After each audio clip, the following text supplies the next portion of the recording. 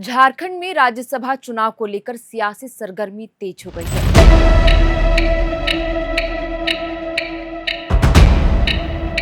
और राजनीतिक गलियारों में इस बात को लेकर सबसे बड़ी चर्चा छिड़ गई है कि क्या भारतीय जनता पार्टी इस बार आधी आबादी को साधने के लिए किसी महिला उम्मीदवार को टिकट देगी या फिर किसी बड़े आदिवासी चेहरे को संसद भेजने की रणनीति बना रही है।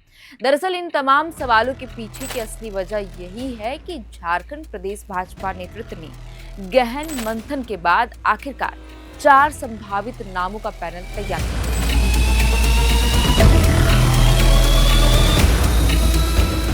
से जल्द ही दिल्ली भेजने की तैयारी है।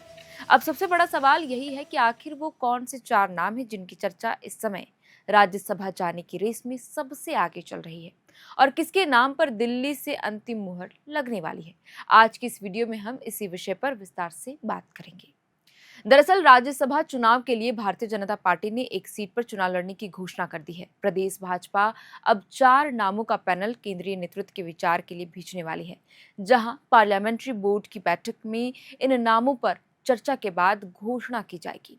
अब कयास लग रहे हैं कि जिन नामों की चर्चा चल रही उनमें पूर्व मुख्यमंत्री अर्जुन मुंडा और धनबाद के भाजपा नेता नंदलाल अग्रवाल, रांची के पूर्व मेयर आशा लकड़ा और आईआरएस अधिकारी निशा उरांव का नाम गंभीरता से चर्चा की जा रही है। इनके अलावा एसटी मोर्चा के राष्ट्रीय अध्यक्ष समीर उरांव और पूर्व आईपीएस अधिकारी अरुण उरांव का नाम भी सामने आया है।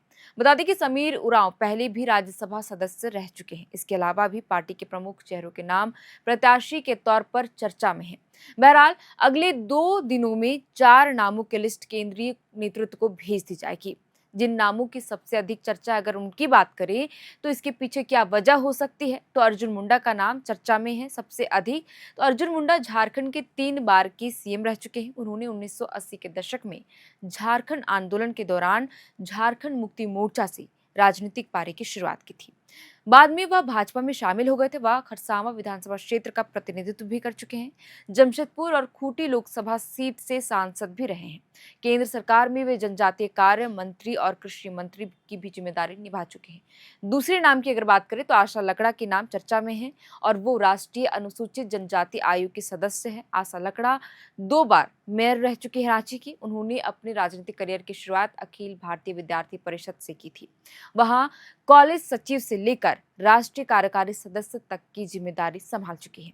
वह भाजपा के राष्ट्रीय मंत्री भी रह चुकी हैं और बंगाल चुनाव में सह प्रभारी जैसे महत्वपूर्ण जिम्मेदारी निभा चुकी हैं।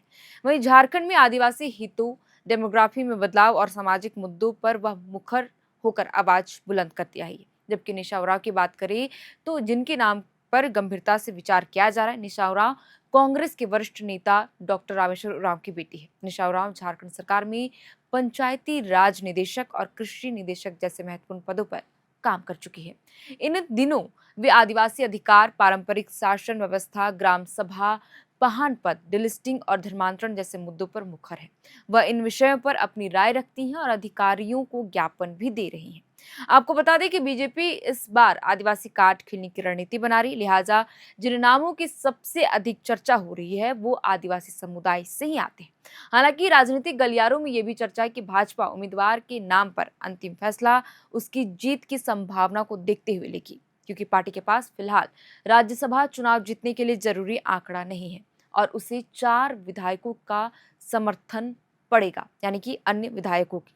ऐसे में माना जा रहा है कि किस उम्मीदवार की छवि और राजनीतिक स्वीकार्यता ऐसी है जिसे अन्य दल के विधायकों का भी समर्थन आसानी से मिल सके। माना जा रहा है कि अतिरिक्त समर्थन जुटाने की क्षमता ही टिकट तय करने की में अहम भूमिका निभाएगी। बहरहाल आपको बता दें कि हालिया समय में भाजपा के राज्यसभा सांसद आदित्य प्रसाद साहू, प्रदीप वर्मा राज्यसभा सदस्य हैं। हालांकि दीपक प्रकाश भी है जिनका कार्यकाल अगले महीने ही समाप्त हो रहा है। इधर भारतीय जनता पार्टी के राष्ट्रीय अध्यक्ष नितिन नवीन 5 और 6 जून को रांची दौरे में रहेंगे। प्रत्याशी का नाम घोषित हो जाने के बाद राज्यसभा में उनकी जीत के लिए राष्ट्रीय अध्यक्ष स्थानीय नेताओं के साथ रणनीति भी बनाएंगे।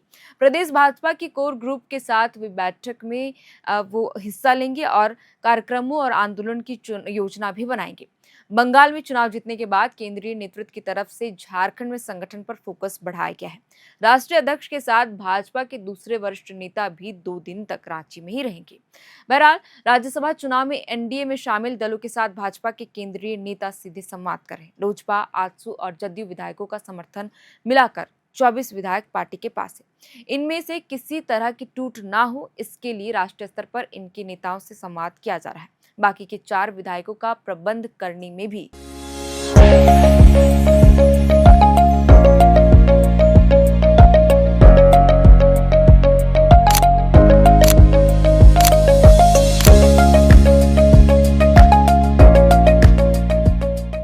स्थानीय नेताओं के साथ राष्ट्रीय नेता लगातार समन्वय बनाए हुए हैं।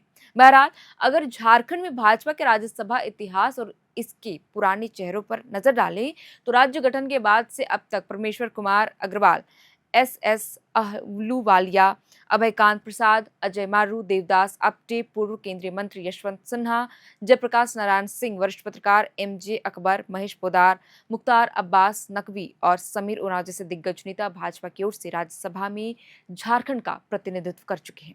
तो ये तो हमने आपको बताया कि भाजपा किससे उम्मीदवार बनाने की रणनीति अब बना रही है और आदिवासी कार्ड खेलने की रणनीति में काम कर रही है। बहरहाल, अब राज्यसभा चुनाव को लेकर चर्चा चल रही है राज्य में, तो ऐसे में यह भी जान लेते हैं कि यह चुनाव होता कैसे है। राज्यसभा के चुनाव में विधायक हिस्सा लेते हैं। राज्यसभा चुनाव की वोटिंग का एक फॉर्मूला होता है।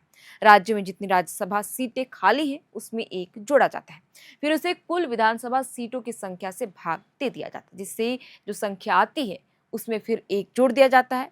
उदाहरण के तौर पर समझिए कि झारखंड में 2 राज्यसभा सीटों के लिए 18 जून को वोटिंग होनी है। इसमें एक जोड़ा जाए तो संख्या 3 बन गई।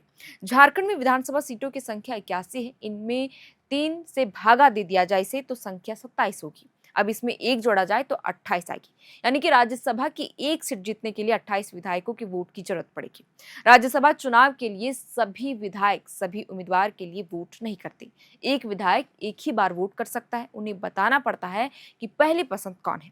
हालांकि झारखंड की विपक्षी दल भाजपा के पास अपने सहयोगी दलों को मिलाकर विधायकों की संख्या 24 है, जो जीत के जादुई आंकड़े से 4 कम है। लेकिन सत्तारूढ़ दल के पास सभी विधायकों की संख्या मिलाकर 56 है, जो बहुमत के आंकड़े से अधिक है।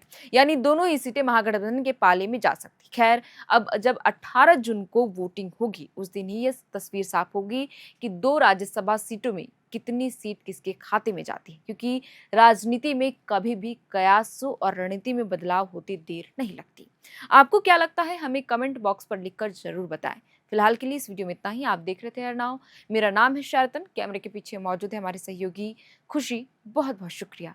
FRP pressure vessels are made using fiber reinforced plastic, a powerful combination of high strength glass fibers and corrosion resistant resin. At Duraplast, we manufacture these vessels using advanced filament winding technology. Layer by layer, resin coated glass fibers are precisely wound over a rotating mold, creating a structure that is lightweight, high strength, and built to handle pressure. The result? Superior corrosion resistance, longer lifespan, lower maintenance costs for industries that demand performance without compromise. For customized FRP pressure vessel solutions,